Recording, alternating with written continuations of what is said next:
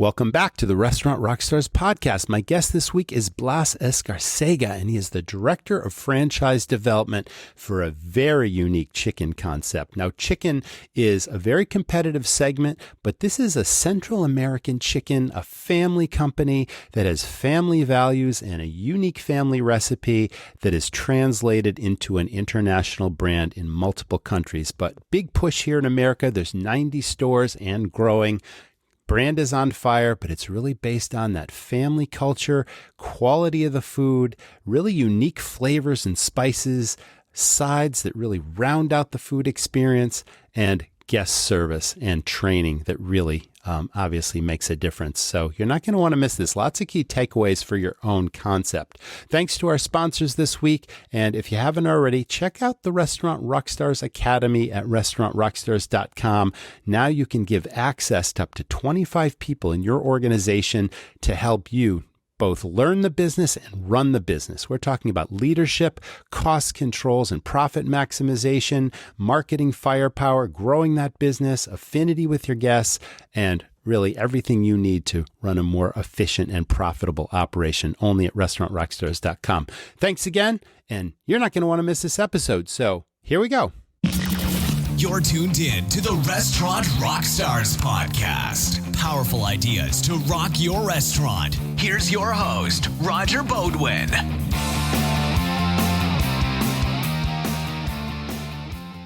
The busiest time of the year is coming. Is your staff ready for the holiday rush?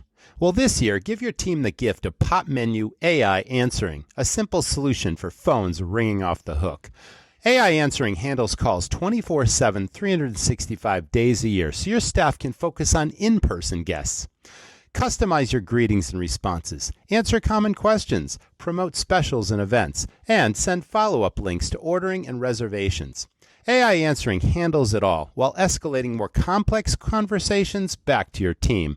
Now, never miss another tasty revenue opportunity. Pop Menu is the marketing technology platform designed to make growing your restaurant easy. Discover more AI restaurant tools that turn your to-do list into an already done list. Request a demo today, and my listeners for a limited time will get $100 off their first month, plus lock in one unchanging monthly rate. Go now to popmenu.com/rockstars. Again, get $100 off your first month at popmenu.com/rockstars. Listen, from one restaurateur to another, and I hope you GMs out there listening as well are paying attention. You know, marketing should never be an experiment. Oh, I tried this or I tried that. No, any of your valuable dollars that you spend on marketing should absolutely be trackable. You should know exactly where the business is coming from and that it's driving return on your investment. You spend a certain amount of money, you want to make far more money in return from that marketing, if you can track it. So pay attention. My friend Dyson runs a business called the Birthday Club, and his program is done for you because we know that everybody dines out on their birthday. It's a tradition. It's a celebration. But not only do they not come in by themselves, they bring many friends with them. They usually have free spending and large check averages. It's very profitable business. So why leave it to chance? Why let your competitors get all the birthday business? So again, the Birthday Club is a done-for-you program. All you have to do is check out www.jointhebirthdayclub.com/birthdayrockstar. It's a great program. If I still owned and operated restaurants today after decades, it's something I would definitely be doing, but it's worth checking out. So check it out. Jointhebirthdayclub.com/birthdayrockstar. Good afternoon, Blas. How are you today? It's great to have you on the Restaurant Rockstars Podcast. I'm doing great, Roger. Thanks for having me.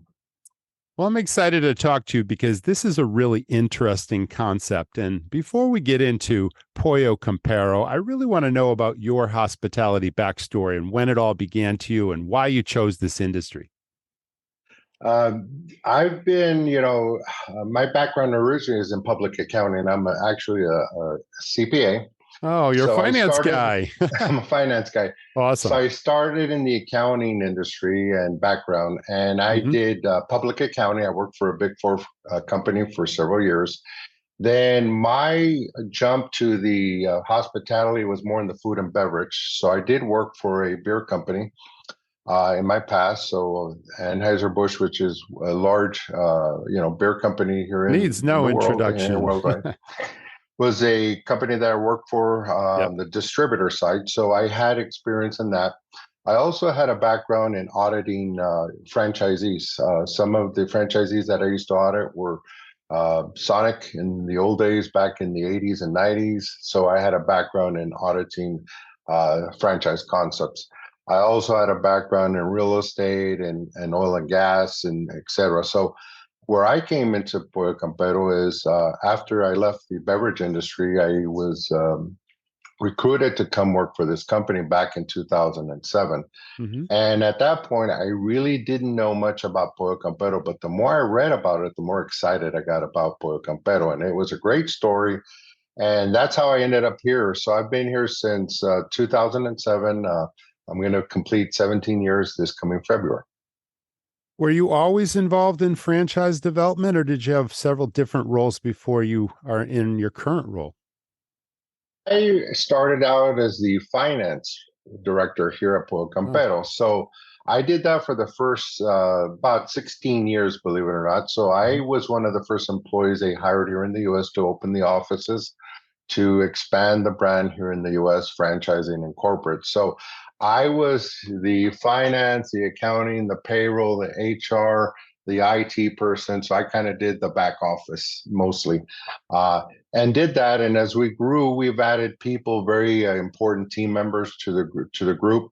And it was about a year and a half ago that I was approached, and they asked me, "Would you be interested in selling franchises?" And one of the reasons is I had great relationships with the franchisees. I know the unit economics of franchise model of Pollo Campero. I have a great history with them. I know everything that's happened with them, not only here in the U.S. but in Central America. And it was a I wouldn't say it was an intimidating move. It was just a different move that I had to reinvent myself. And I'm really glad I did, because it's been wonderful in the sense I get to meet potential franchise candidates, partners that we have in the system. And I get to meet a lot of people. But there's a little bit of me that still misses the accounting side and finance. But it's good where I'm at right now. Okay, that's a great story. Let's talk about the history of the brand itself. Now, it's a Guatemalan concept, but then it expanded throughout Central America, and now it's in America, and you're in 19 states, I believe. But let's talk about where it all began and how it was founded and what the founding principles might have been. Just give us a brief history.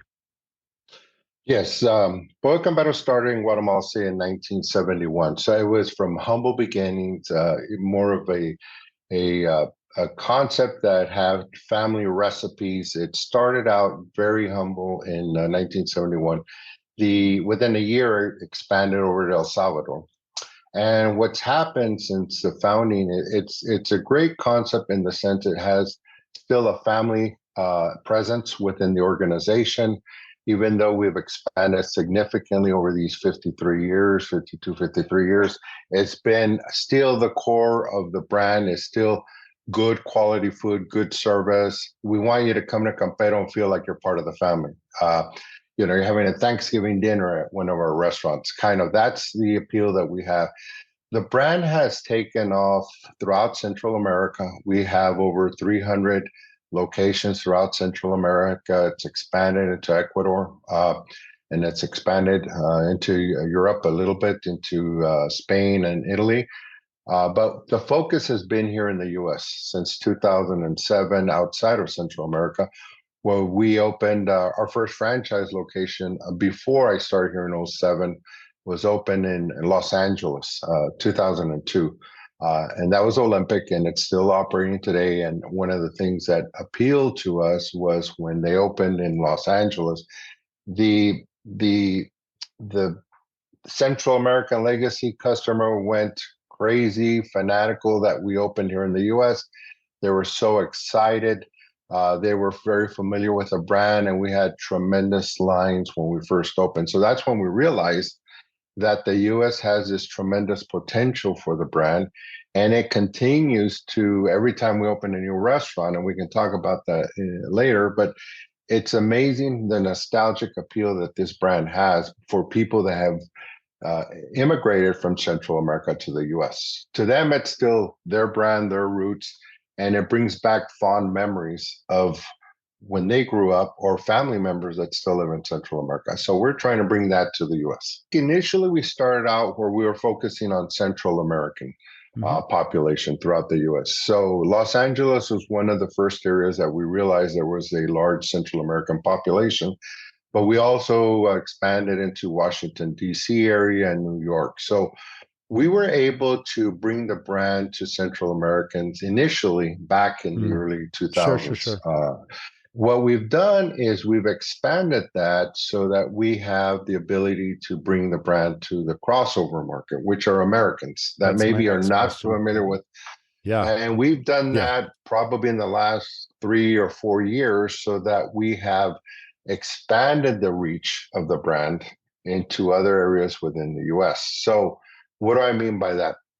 Historically, maybe we would have been more centralized in a legacy population base where we knew that we would be successful. Now we're outside of those areas because we recognize that our legacy customer will come visit us. We could be 10 miles, 20 miles, 30 miles away, and we have people who drive hundreds of miles, believe it or not, Rogers, to have our chicken. We know they will come, but we also want to present this wonderful brand to the U.S. population that maybe hasn't been exposed to it, and the reception has been phenomenal to the brand in the last 5 or 6 years. Can I ask you what the strategy may have been and what continues to be in order to reach that crossover market? There's a real nugget of information here, and it's marketing related, of course. You've got a core audience of fans that will travel miles and miles and miles to get your chicken, and it's got a reputation, but now you're introducing it to a different segment of the population, and word of mouth is certainly kicking in, but there had to be a strategy. What might that be, or what might that have been, and has it evolved? Well, our strategy really is growth. How do we accelerate the brand here in the U.S.? When you think about Pollo Campero having 90 units in the U.S., that's very small. The white space is huge. One of the best marketing tools that we have is a presence in a different market. We want to be in areas throughout the U.S. where we're present. We're in, a flagship location where people will see us as they drive or they commute, where we can come in and introduce ourselves in a big way. We recently, for example, opened in Manhattan a couple of stores. We're going to continue to expand. So our strategy has been, we still maintain our core restaurants that have been very successful for us. And by building more restaurants, we're entering bigger markets so that people, as they commute and travel throughout the U.S., will see us in different areas as opposed to just the focused areas that we had initially. So from a marketing perspective, brand awareness is very important. Number two is we've done a lot of interviews, PR work as an organization to get the word of mouth as to who we are. It's hard to go throughout every city and say who we are. So we've tried to use the PR angle and media to help identify ourselves to the public and say, here's a great offering that we have. We have good food. We've done a lot of social media, whether in Instagram or TikTok and our web site. And me as a franchise salesperson, I do a lot of road shows to promote the brand as I go out there. So it's not only promoting franchise sales, but I also promote the brand when I go to different cities to sell franchises. So it's a very holistic approach that we're trying to do. But we always want to make sure that people understand this is a global brand. This is not a U.S. brand. This is a global brand with our heritage in Central America. And we're very, very proud of that. Yes, I see that. Now, your stores seem to be very bright and colorful. Is it consistent across every store? Do they all look very, very similar? Because there's certainly a lot of curb appeal to that. If I had never heard of Pollo Campero and I'm driving down the street, I see your store, there's appeal there, and it would make me want to visit the store. And that's part of the strategy too. Do they all look, those bright greens and yellows and oranges and that color and the big windows? And it's like you can see in, and there's clearly a vibe to the concept. Yes, and Roger, you hit it right on the head. We try our best, and we've done a very good job to make sure not only the brand here in the U.S.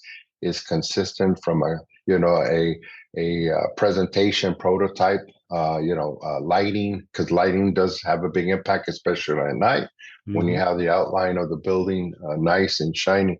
So we've done very much to not only build our prototype to be very appealing to people who pass by our restaurant or to see it, but also to remodel our existing restaurants. So we have go through an extensive remodeling program here at Pollo Campero to make sure that the customer experience is going to be the same no matter where you're at. Couple that with the fact that we also make sure that we're aligned with our Central American brand of Pollo Campero. They have the Central American restaurants there, and we're very consistent. So we try to be a true global brand where consistency is the same, where whether you're in Guatemala or the US, that you feel you're still part of the brand. And the way I always tell people is if you go to our restaurant and you experience, the food and the taste and the customer experience with communicating with our personnel, and you leave there and you say to yourself, that's a Pollo Campero, we've succeeded. So that's kind of how we benchmark ourselves to make sure that we are very consistent with the franchise and corporate, as well as our restaurants throughout the whole world. So it's been very successful. And our portfolio is somewhat young also because our acceleration is happening in the last 2 to 3 years, and our next 5 years are going to be very aggressive. So we believe that by remodeling the existing ones that we had in the base, which was not as significant, going forward with a new prototype, that we'll have a consistent brand. Okay, excellent answer. Let's talk about the chicken. I mean, it's a very competitive segment, of course, and you can get chicken 5,000 different ways, as you know, but this is a family recipe.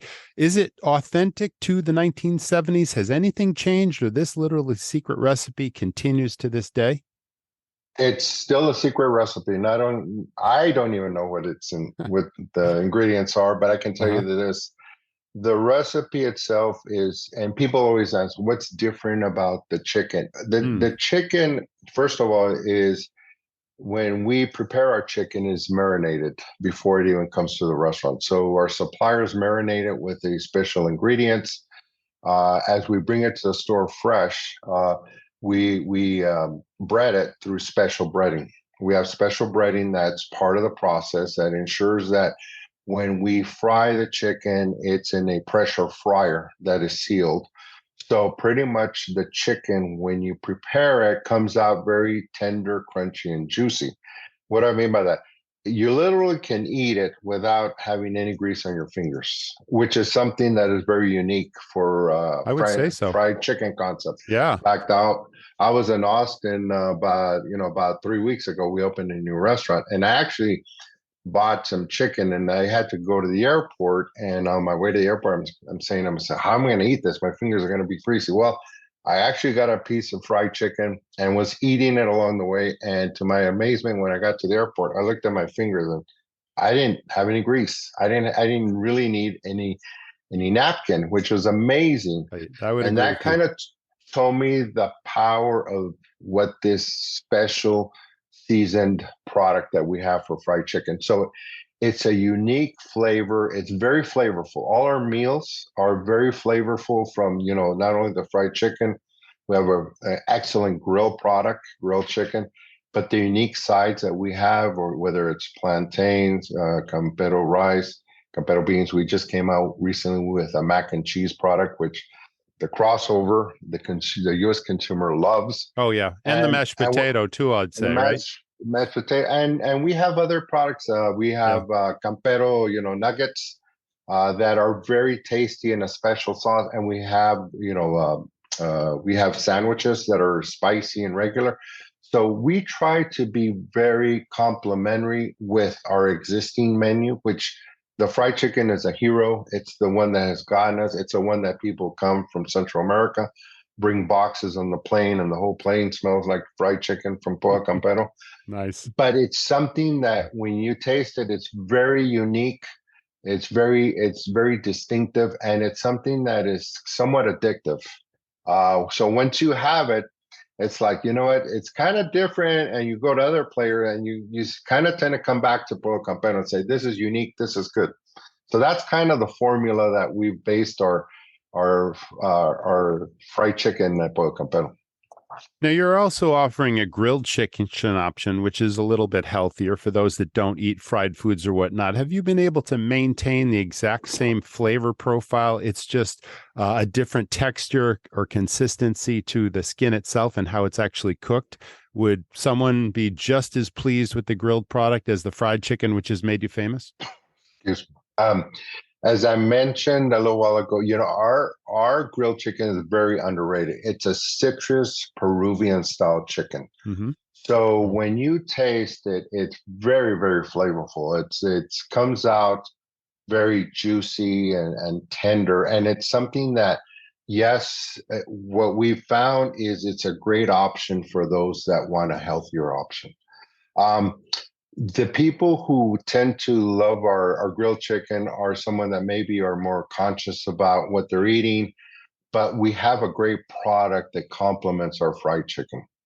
And we continue to evolve that. We have a Campero bowl where we have the product as part of that. So we have a salad, a Campero bowl salad, and we also have, empanadas is another area that we also work on. So this grilled chicken is a very good complement, but it's very good. And I keep saying this to everyone. It's a very underrated product, but when you have such a powerful fried chicken product, it's very hard to compare the two when you have such a legacy product since 1971 in the fried chicken, which is really like you said, you call it a halo product, and it really is. But it also, it also encourages people to try some of your different offerings, because you can get the chicken two different ways, fried and grilled, but you can also get it in a bowl, as you just mentioned, or in a sandwich. And then there's salads. It seems like you're offering something for everyone. And the sides, of course, and must have tremendous kid appeal too, right? The kids really like it. Yeah, we do a lot. We have our Pollito, which is our Pollo Campero mascot, is a chicken which is very well known throughout the world. If you're Central America, or the brand, so the mascot. He's a very powerful figure. We love him. He represents the brand. Kids really love to see him, and families. In fact, people love to take pictures of him. So we try as much as a brand to be a family brand. Offering family meals. We want you to come in the restaurant and enjoy bring 10, 20 people in the restaurants, put the tables together, enjoy the meal here, because as I mentioned earlier, I've heard that Pollo Campero is like having Thanksgiving dinner.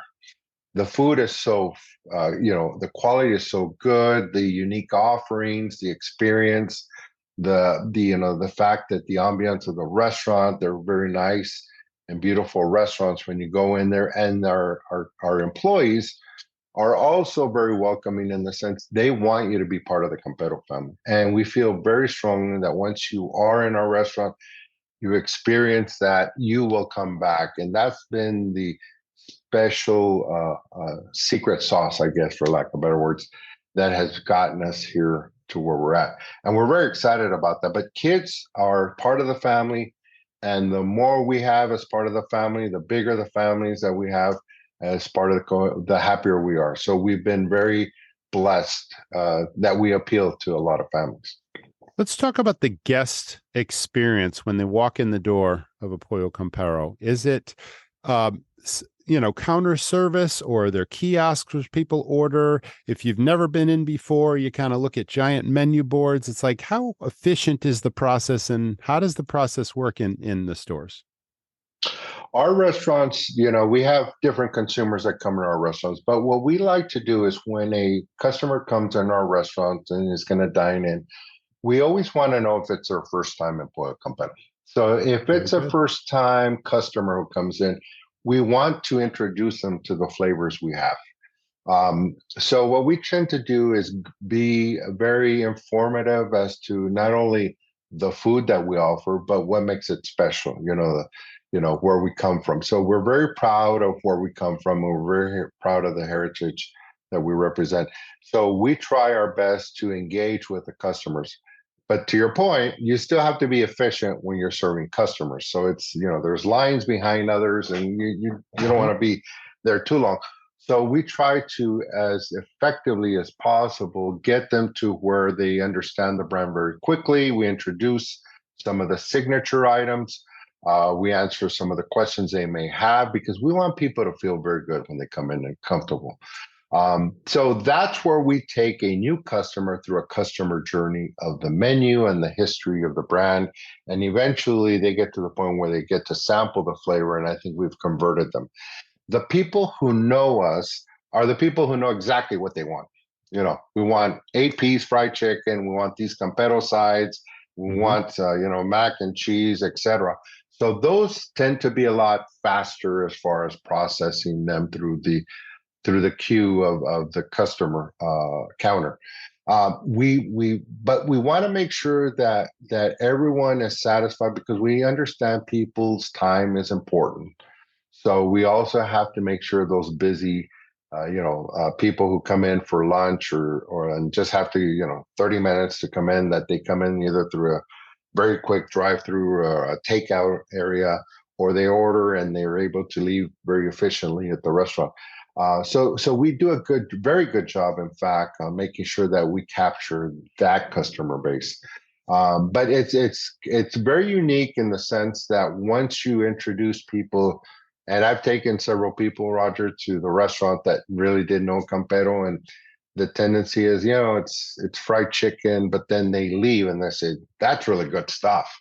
And I can tell that they get impressed by the offerings that we have there, because I can tell you this, it's really good. It's really good quality food. So we're very aware of that. The customer experience is very important to us. We have a complete department committed to customer experience. We want to make sure that everything is not just only going to the restaurant. It's on the mobile app. It's on the website. It's going through a drive-through. It's passing down the road. It's every takeout, a third-party delivery. All of those touch points are part of the customer experience. And we have to make sure we're consistent with the message and the approach of how we protect the brand here in the U.S. So that's kind of how we're able to manage. But we've trained our people to really understand who our customers are when they initially come in the restaurant, and how do we address their needs immediately. Let's talk about the guest service component. If you've got a whole department around that, then obviously that's helping to ensure the consistency of experience from the guest to the actual Pollo Campero representative that's actually introducing them to the brand or telling them something about it. Let's talk about the training and how that works and how you can maintain that consistency with a new hire. We have a very, I don't want to say rigid, but we do have a very detailed training program here in Campero.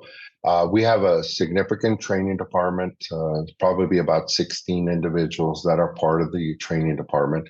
And we always want them to come in and feel, they have to have the passion. It's very easy to hire people, but it's hard to have the same passion that I have for others here at Campero, because it shows when you have the customer in front of you.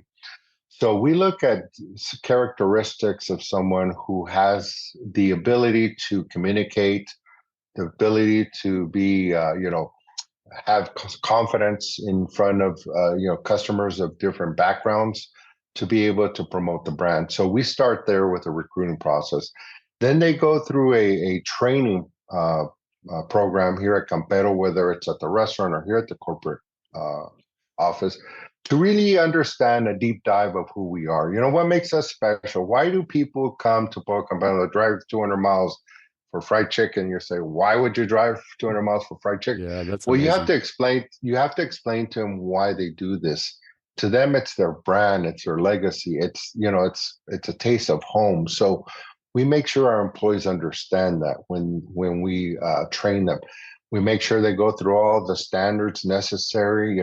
We make sure that, that we treat all our customers politely, and, all the soft skills necessary to be able to appeal to people from different backgrounds. But we also know that they have to be capable of doing whatever restaurant capability needs are there, whether it's preparing the chicken, ringing up the chicken, or serving, whatever you need as an expediter. Each one of these job responsibilities we have a standard operating manual. We make sure they're consistent across not only here in the corporate units, but also in the franchise units, because people don't know whether you're in a franchise or corporate unit. And we work very, very hard to ensure that consistency there. And we get the benefit of people who want to work at Campero, because people will literally quit where they're working to come work for us, because to them, this means something to them. It's a personal affiliation with a brand that maybe their family knows, or they know, or they married somebody from Central America that knows the brand, or they came from Central America. So it's a very unique brand when you have an employee profile who kind of wants to work with you. So it makes us beautiful, very happy that we have that ability. That sounds like your company culture in a nutshell right there. It's family-based, and it's clearly a camaraderie or chemistry of the teamwork, people that understand the values, they can impart those values to the guest, and they can relate to the guest, and it's the guests are family and the team is family. That's what it sounds like to me. Would you say that's true? Listen, when I ran restaurants, I had my core values, the things most important to how I ran my restaurants: monitoring daily operations, training my team for consistently great guest experiences, food safety, quality assurance, and preventative maintenance. All this took a system. Well, here's what Xenia can do. Xenia gives you a modern app, really an operational base camp that scales standard operating procedures, trains your team, controls operations, and even manages food safety. Now, I really like their sensors that continuously monitor temperature for fridges and freezers, so you can proactively prevent inventory losses. Now, how valuable is that? Now, whether managing a single or multiple locations, the Xenia app helps you ensure consistency, compliance, and accountability across your operation. You can see full detail in real time from anywhere in your Xenia dashboard, with automated reports right to your inbox. Now, again, this was vital in my restaurants. Xenia is offering my listeners white glove service with free onboarding and implementation, so you can jump straight into immediate usage and value. Xenia starts at just $69 per month per location, so get my special deal at www.xenia.team/rockstars. Xenia is spelled Xenia. Yes, and we definitely promote our values here at Pollo Campero, and it's not just here, but throughout our parent company in Central America. It's something that is very dear to us from the founders. We take it very, very serious, and we're very proud of that. And that's when you think about putting everything together as far as making people feel good about themselves, helping them out, a helping hand when necessary. It really adds the appeal to the brand to people who don't know us. It really says something that you guys are special, you guys are different, and that's what we're aiming for here in the U.S. Because I really do believe we're very special as far as a brand. There's not very many brands that are family owned still, that have carried on this tradition for over 50 years. It hasn't changed. That's a legacy. It's like. That's a legacy. Quality is quality. There's no shortcuts here at Pollo, but we are going to deliver what we said we're going to deliver. And if we don't, we're going to make it up. But I'm very happy to say that we really are able to execute the experience to the customer when they come in. Much of the quick serve restaurant world, at least the largest franchises, are constantly coming out with new menu items, whether they're limited time offers or they're trying to roll out something that becomes the next biggest thing. And it's obviously to stay ahead of their competitors. You've got a core menu. Do you often or at any time add new items, or do you have an R&D process to do that? Tell us about that process if it happens at all.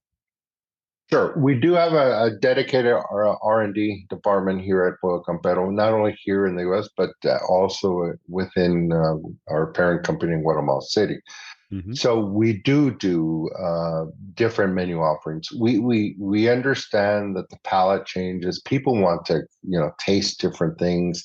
There's different trends. So Yes, we have our core menu that is consistent, but we also have limited time offer products. For example, next year we're going to come out with 2 new sandwiches, which we're going to test. We're in the testing phase, and we believe they're going to be very successful.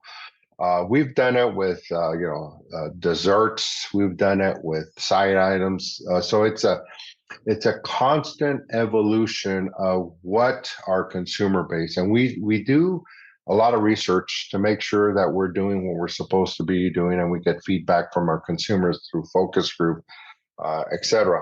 Right, But we're right. very proud that we try to be uh, not necessarily the trendsetter, but fast followers, if that makes sense.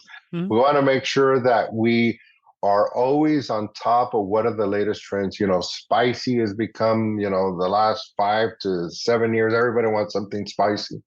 So we want to be in that arena. We want to be that mac and cheese. And as an example, where we rolled that out this year, and that was a new product that we rolled out. So yes, we are constantly, and for 2024, we do have some products that we will be rolling out. And we believe that the customers will really accept it as part of an LTO. And if they're very successful, they might be part of our permanent menu. So we do have a lot of constant focus on trends and making sure that we address those with different items on our menu. Let's talk about Innovative. catering, because that seems to be a big part of your business model as well. It's like the food has such a following, and people that work in large organizations or they have private parties or big events that love the product. It's like they want to bring that to their friends and neighbors and that sort of thing. Is catering a big piece of each store's revenue model? We do focus on catering because we believe it's kind of a marketing tactic. So if we're able to put the chicken in different offices or car dealerships, hospitals, when we have dedicated people throughout all the restaurants and all our areas that we operate who do follow up and do promote the brand through catering. And we do a very good job to make sure that we reach out to these consumers who maybe someone in the office knows Campero and they want to cater, but not everybody in the office knows us. So we try to make sure that customer experience through their catering program is a very positive experience. And that's part of the customer experience we're talking about. So what do I mean by that? The packaging has to be good. The food has to be delivered very hot. The presentation is wonderful. And the welcoming that we do as far as serving the product and making sure that we address and explain to them our brand as we're catering these different events. So it's not just delivering chicken and walking away. No, it's delivering an experience. Thank you. Yes. So we make sure that, packaging is very important. The product, arriving warm and hot and all that is very important. Presentation is very important. But also behind the scenes, how can we make sure that the person who's trying this for the first time gets an understanding of who we really are? And after that experience, they tend to come and want to know where we're at. And we let them know where we're, physically where we're at and who we are in the history, and they become customers, and it kind of snowballs from there because it's a strategy. And one of the things that we've been very blessed with is our product is so good, and I'm not lying to you, Roger, but I don't think anyone has taste it already, Blas. I can taste your chicken, and I've never had it just for your description. I don't think anyone has ever said they don't like it. Is a compliment. So we try as much as possible to get it in different people's mouths and have a sample and try it. And we believe once they have that and we execute that properly, we have customers who will be in our restaurant, and our job is to make sure they keep coming back. So that's where the customer experience is very important when they come back, especially new customers. But we've been blessed that the product, the chicken is so good that people want to come back. It makes it easier when you have that. Do any of your stores have drive-throughs? Does the concept lend itself to drive-throughs, or even for the future? I mean, where do you stand on that? Yeah, we focus more on freestanding drive-through locations, whether it's corporate or franchise. Now, we do have within our portfolio inlines and in caps, and they're all very successful. But to really bring the brand to where the brand awareness is where we want to be in, especially in new markets, we want to make sure we have a freestanding with drive-through. So we are requiring our franchisees, if they're opening in new markets, to have freestanding with drive-through, and we're doing it for corporate. We're opening, restaurants in Orlando at the end of the year, and some other markets in Phoenix next year. That we want to be able to plant the flag and say, "Pollo Campero's here. Here's our flagship. Come try us," and then develop the whole market for Pollo Campero by expanding that through other freestanding drive-through locations. And once you kind of fill the whole market with that, then you can maybe talk about an end cap with a drive-through or inline, where you just fill in the whole market. But predominantly, we're focused on that. But we also understand that it's getting difficult for corporate or franchise to find sites that are freestanding with drive-through. So it depends on the market you're in. Some of these, Manhattan, forget it. It's going to be impossible. Of course, yes. But if you go right. to somewhere, if you go to Texas, it's a lot easier to be able to find that. So that's we make sure the portfolio is balanced, but our focus definitely is freestanding with drive-through. Have your concepts or your locations struggled with the labor crisis at all? And if so, how have you dealt with that? When the pandemic hit, it was a scary time for everyone because nobody knew what the future was going to be. We were very good as far as an organization in taking care of our people. And I think by taking care of our people, it resonated that there was some loyalty that really helped us. And it wasn't something that we woke up and say, we're going to do this. No, it's something that we already know it's the right thing to do. So by taking care of our employees during the pandemic, it really helped to solidify us as a brand, a place that you want to work as far as a QSR restaurant. We have done a good job in mitigating some of the costs, and we do operate from a labor perspective in states that are very, minimum wages are higher than the average, whether it's New York or California. Yes. Uh-huh. So what we've tried to do is to optimize the kitchen area to ensure that we utilize our employees as well as we can by saving steps. When you prepare the chicken, when you assemble the chicken, when you deliver the chicken. So we've done studies to make sure the back of the house is as efficient and as small as possible. We've also make sure that as we're recruiting, that they're people, and I mentioned this earlier, they kind of want to come work for us if they're from Central America. So of course, it helps that they come to us and say, I used to work at this QSR, but I want to work for you because you're my brand. So we've been able to have that. And our employee base, the turnover is less than the restaurant industry.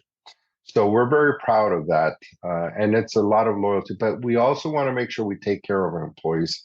So there's a value proposition that we have for them, whether it's benefits, whether it's taking time off or compensation or development, which is very important for a lot of our employees.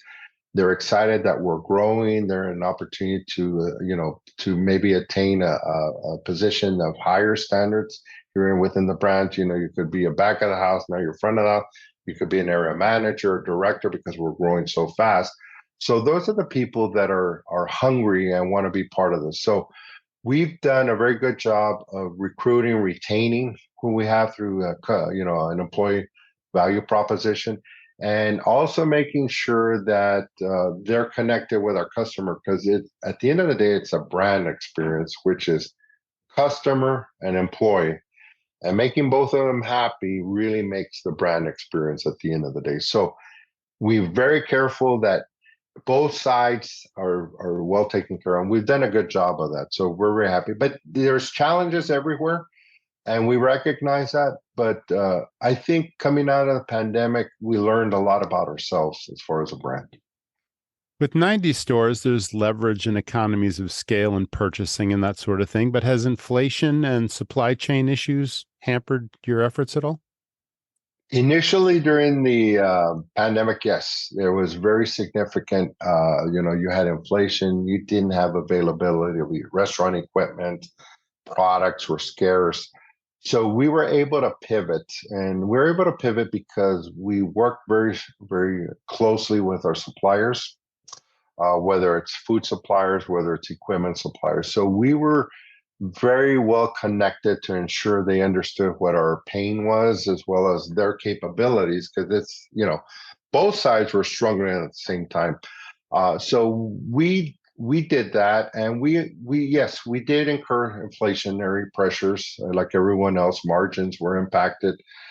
We adjusted either through cost of acquisition, where we tried as much as possible to renegotiate with our suppliers. How can we become more efficient? Not necessarily raising prices, because you still want to be a value proposition for customers. You want them to make sure that what they pay for, they feel they're getting value. And it's not always how much they pay, but it's a whole experience. So we had to make sure that we balance those out. Have we had to take menu price increases? Absolutely.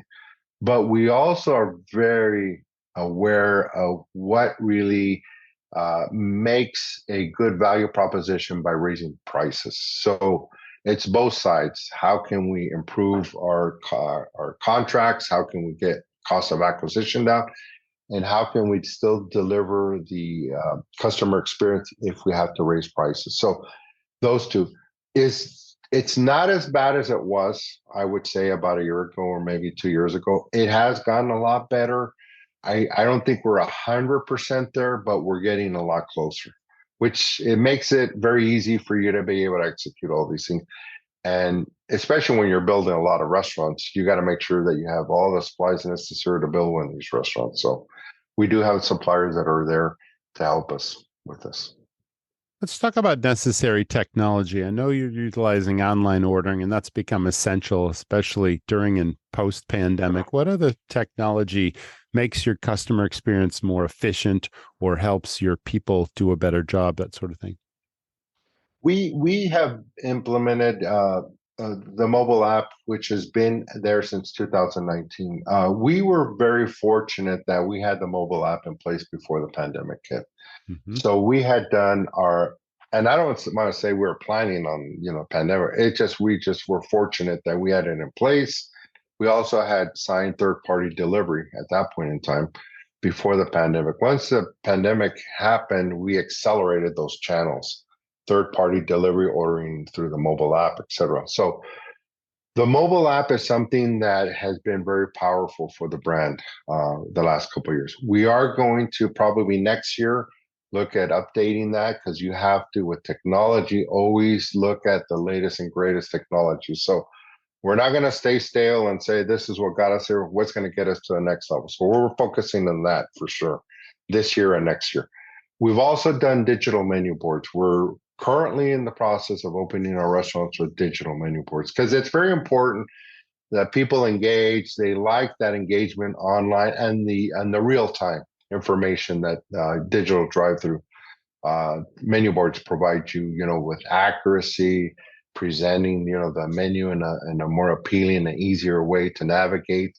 So we've worked very hard on that, especially with the new units that we're building.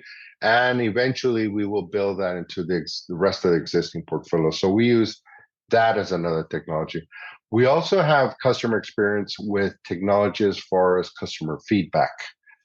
We do have a third-party provider that gives us customer feedback, as well as social media, where we have the ability to go out there and grab all the good, the bad, and the ugly comments, bring them in-house, analyze that information, and really focus on where are our areas of opportunity. It could be this week, it could be this next week, and it can be specific to stores or regions. So we make sure that we look at that data on a regular basis, and we do meet to look at that, because it's very important that uh, continues to be one of our focal points when it comes to customer service. The other thing was we have a call center. Believe it or not, there's still people who don't want to pick up a mobile app, don't want to go online and order on our website, I know there that want are. to talk to somebody. Yes. They like to talk to somebody and say, hey, Yeah, real and we have people. the ability through technology to, if once you give us your phone number, we can see what you've ordered in the past, who you are. Also, if you have provided your birthday, we can say your birthday's coming up or your birthday was last week. Whatever it takes to make that customer feel special, we have trained agents that do that for us on a call center. So we try to do different things. So technology is a big player on what we do. We still, from a marketing perspective, we have a lot of focus on making sure consumer data that we get that when we either roll out new products or we roll out, new store openings. What is the consumer feedback on this new store opening? So there's a lot of information that we're able to gather. And I think the bigger question, Roger, is what do you do with all this? You can have all this data, but how do you make sure you're able to digest this data and do exactly what you need to do as far as a tactical standpoint? Yeah, the data is useless if it's not executed, understood first, and then executed properly. Absolutely. Awesome. That's tremendous. Let's talk about the franchise itself and the opportunity. What type of experience or candidates are you looking for as you continue to expand the brand? Someone who's been in the restaurant business before? Do you bring in people that you train that have not been in this business, but they've been in other businesses? Every franchise is different. Yeah, we try to, our franchise profile, it's probably about 4 or 5 different criteria. One of the things is it's obvious, but you still have to call it out, right? Do they have enough capital? Do they have sufficient net worth and liquidity? Mm-hmm. They've got to be able to invest in this brand. It's not something that someone who is very passive or doesn't have the capital to invest is going to be able to get far with this brand. So capital is very important. Attitude is something that I look at very closely. I think they have to be happy operating in a system.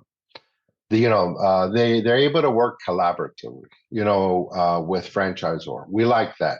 They have high level energy. We want someone who has high level energy and they want to pursue growth. We don't want franchisees who just want to build one and be contained or two. We want someone who can build a portfolio of 5 to 10. So that's really our focal point. We want them to be a great person to deal with. They got to be good people, right? At the end of the day, and they got to make decisions and meet goals, and they have to understand. I think one of the most important things is they have to understand the franchise risk. What's associated with opening a franchise. There's risk associated, and they have to be highly committed. So that's kind of the attitude piece. Legal background, they got to be clean records and all that stuff. I'm not going to go into details. And then general skills and experience, they have to have leadership skills. We are looking for multi-unit operators who have maybe other concepts, whether it's pizza or, Mexican food or something that's outside of chicken that would complement, because we know that they have the infrastructure already in place to be able to put a concept like ours as part of their portfolio. And they have to have previous management and supervisors, and preferably in the restaurant industry. So they have to have someone on their team who has dedicated restaurant experience. Now, the owner might not necessarily have to have the experience, or the investor, but they have to have the person who's going to be running the restaurants with restaurant experience. And then those are the ideal candidates that we're looking for. And we've been very successful over the last year and a half to make sure that we are very transparent up front with our profile, because we don't want them to waste any time or money, nor do we want to waste time and money if it's not a good match. So those are the things that we look for, in a franchise. Makes sense. One of the reasons you're so successful and you're growing. What are the growth plans now? You've got 90 stores now. What's, the outlook for the future? How many stores? Going to keep going every state? we've got to be, we have focused on our growth plan. In fact, we have a 5-year growth plan, and our goal is to be 250 units by 2028. We do have aggressive goals. We believe very strongly that we'll be able to meet those goals. Why do I say that? We have a pipeline already. We have a pipeline of signed leases for corporate development. We have signed franchise agreements and development agreements with franchisees. So we have a pipeline, and as we were talking, pretty much we're adding more to that pipeline, whether it's a new lease or new franchise candidate. So we have aggressive, our focus is going to be mostly in the California area, the Texas market, the Southeast area, and also the Northeast, and a little bit of the Chicago area. So those are the markets that we're focusing on. Pretty much where we're already in existence is where we want to fill out the market. But as always, as we add new corporate units and franchise units, it opens a possibility of other states and the ability to expand. And of course, we want to be nationwide, but our focus in the next 5 years is to focus really in the areas where we're developing existing franchises and corporate units. And then as time goes on, we'll be able to add more territory. Yeah, that makes sense. I mean, the awareness just continues to grow when there's more and more units in a certain area, and then everyone recognizes it. And it's, that's a branding strategy into itself, but that makes perfect sense. Yes.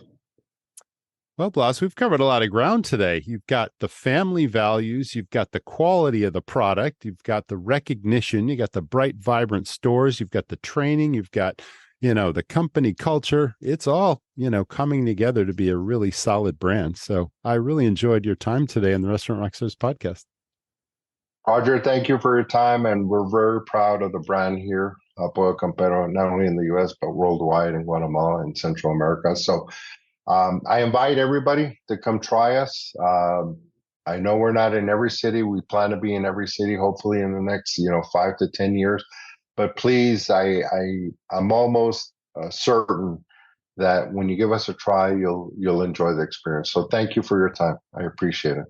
Blas, thank you so much for a great episode. So many key learnings here and so many things that your brand Pollo Campero is doing that really sets itself apart from the competition. I love the family values. I love the guest service experience, the vibrancy of the stores, the unique family recipe. I can't wait to try it myself. So thanks for being with us. Thank you again to our sponsors, and thanks to our audience. If you're enjoying what you're hearing, please leave us a review. It'll definitely help other operators and general managers and other leaders in the hospitality space find us. And if there's anything you'd like to hear or see, and just any feedback at all, please drop me a line, Roger, ROGER, at restaurantrockstars.com. We look forward to hearing from you, and we can't wait to see you in the next episode. People go to restaurants for lots of reasons. For fun, celebration, for family, for lifestyle. What the customer doesn't know is the thousands of details it takes to run a great restaurant. This is a high-risk, high-fail business. It's hard to find great staff. Costs are rising and profits are disappearing. It's a treacherous road, and smart operators need a professional guide. I'm Roger. I've started many highly successful, high-profit restaurants that I've now sold for millions of dollars. I'm passionate about helping other owners and managers not just succeed, but knock it out of the park. I created a game-changing system, and it's filled with everything I've learned in over 20 years running super profitable, super fun restaurants.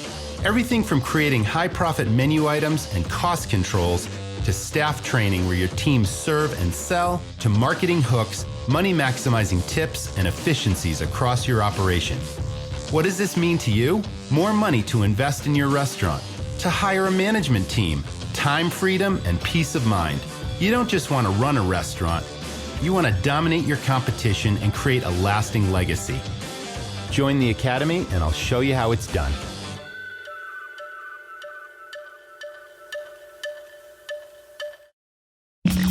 Thanks for listening to the Restaurant Rockstars Podcast. For lots of great resources, head over to restaurantrockstars.com. See you next time.